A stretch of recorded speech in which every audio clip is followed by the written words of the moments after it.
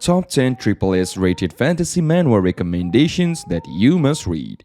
Fantasy webtoons can immerse you in an incredibly different world, allowing you to experience something that you would never possible. When you feel like you need something that can take you on an adventure of an incredibly different world, then these fantasy manhwa or webtoons are for you. Reading webtoons has to be one of the best experiences in the world. But what if you read something that can immerse you in it and take you into a different world? Yes, we are discussing fantasy webtoons. In today's video, we will discuss some of the top 10 Triple S rated fantasy manhwa recommendations that you must read. So, let's begin.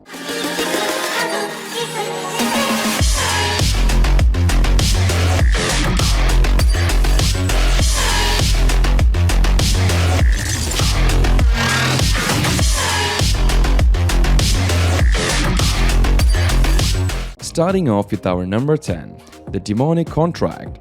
I really enjoyed this story, a unique story about a princess who makes a deal with a demon to live in her place and take revenge on her evil stepmother.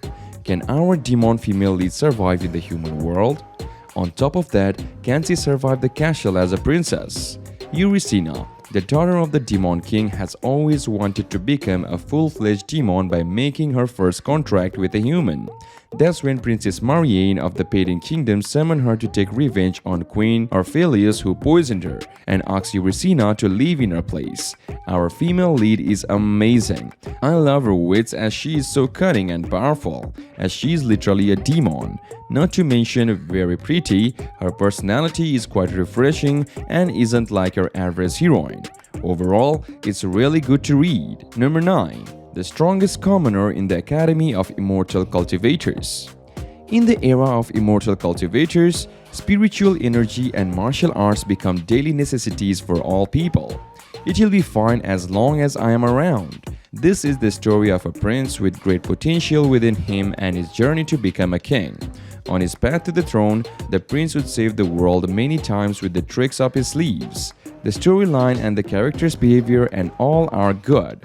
The MC is good-looking young boy with exceptional power and tries to live the life of a commoner while trying to find a way to save the world without any sacrifices. The art is good, but the sense-detailed continuity is still lacking in some sense. Number 8. Shattering the Laws of Plot Armor. This manga is really unique. Main character gets summoned inside those cliché manhwa plots we see everywhere, and he has to kill or stop the main character of those cringe manhwas in order to complete his missions and gain experience points. This is in a sense similar to I Am an Evil God. The main character is super cool, and he makes mistakes then also learns from them. The side characters in every arc are also good. The only problem is that the ending was rushed, which can put some readers off. Overall, it's really good to read and be sure to check it out, guys. Number 7. I'm really not the demon god's lackey. Linji, who has transmigrated into this world, runs a bookshop. Nice and passionate, he always recommends books that are capable of healing one's souls to customers who find themselves in a rough patch in life. Occasionally, he would recommend his own work to them as well.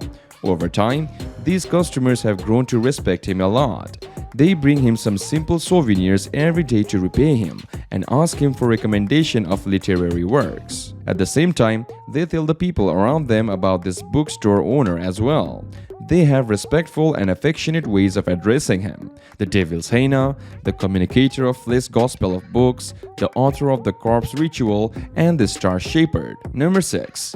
What to do? I have become the weakest little monster. Art is good. The story is kinda wonky. I don't really get the objective of anyone in this story.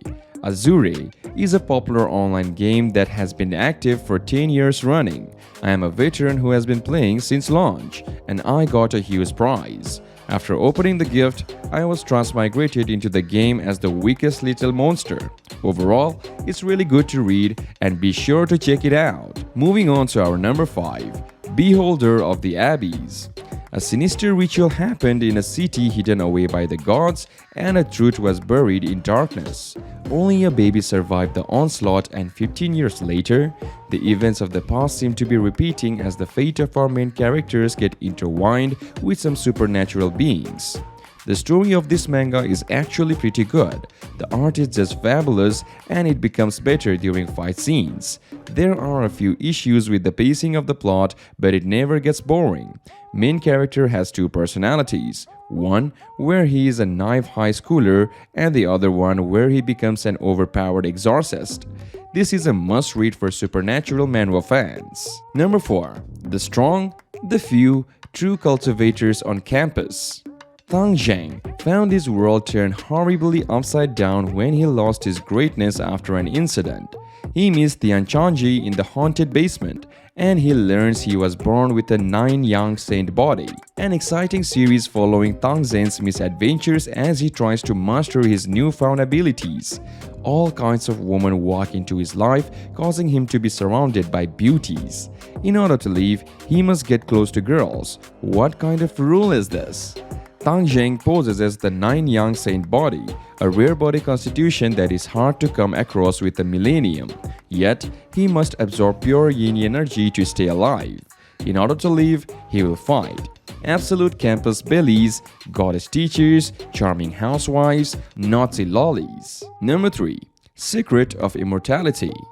A lowly servant who always gets bullied and insulted by others suddenly received a magical training technique. Ever since then, he became a cultivating genius, counterattacked those who used to offend him, and started a prideful life. It is the same generic isekai manga. It is not too good, not too bad. It is a little bit on the mediocre side. All female characters are stupid and over-sexualized as usual. Side characters are annoying and vague. Main character has nothing new to offer.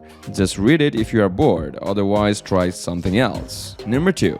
The Ghost-Eating Master Shopkeeper. The Fan Clan, which possesses the ability to borrow powers from ghosts, had its succession ceremony interrupted by an accident. Everything began to spiral out of control. Main character is a part of a big cultivation clan, but he is a worthless member in the eyes of other clan members. One day, the leader of the clan dies and all other members are summoned to the clan residence to choose the next leader.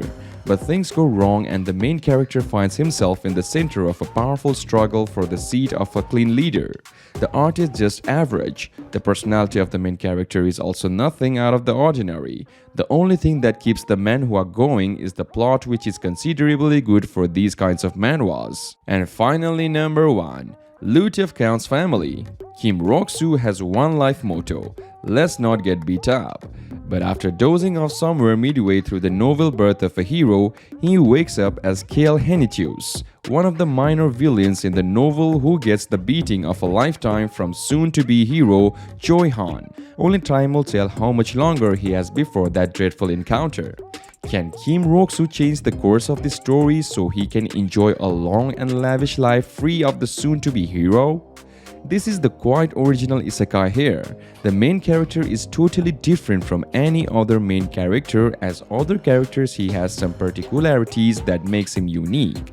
It is simple to remember the characters of this manhwa. Well, this was it for today's list and the video. But before ending, if you really did enjoy our today's video, make sure you drop a like and also make sure that you are subscribed to us. And leave that notification bell set to ringing so you won't be missing out on any of our future updates.